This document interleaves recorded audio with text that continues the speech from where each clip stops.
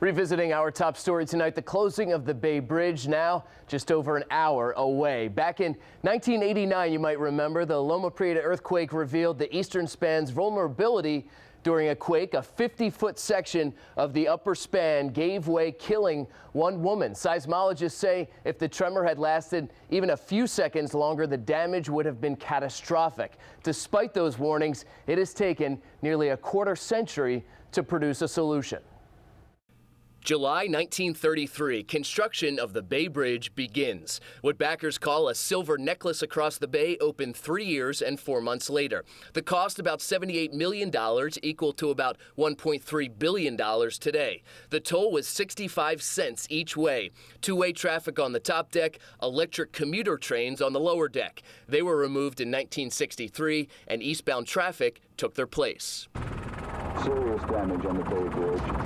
October 17, 1989, the magnitude 7.1 quake damages the bridge. 1 month later, the bridge reopens, but a longer-term solution is tougher. The pilings cannot be extended deep enough into the bay mud to stabilize the bridge. The cost of a retrofit, staggering. At $1.3 billion, officials admit it may be cheaper to build a whole new east span north of the current bridge. 1997, 8 years after the quake, Governor Pete Wilson proposes a no-frills skyway. Bay Area critics called it a freeway on stilts. The governor responded, "If you want frills, you pay for it." And the free-for-all began. Special committees, design competitions. All of a sudden, everybody had an opinion about it, what it's supposed to look like. The debate included accusations of favoritism and allegations that some designs were unsafe. The ultimate winner was the SAS, for single-anchored suspension. 1999, a new fight broke out. San Francisco Mayor Willie Brown wanted the new bridge moved south of the present span so it wouldn't obstruct views from Treasure Island. He won the backing of the U.S. Navy, which was about to turn the base over to the city.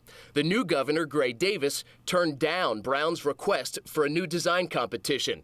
The impasse ended when the federal government invoked a little-used 50-year-old law. Allowed the Department of Transportation to trump the rights of the Navy.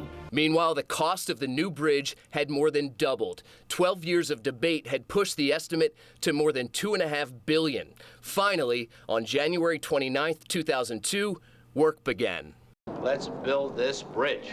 By the end of 2003, Davis was out, recalled by voters. He's replaced by Arnold Schwarzenegger, and the bridge's future is about to change again.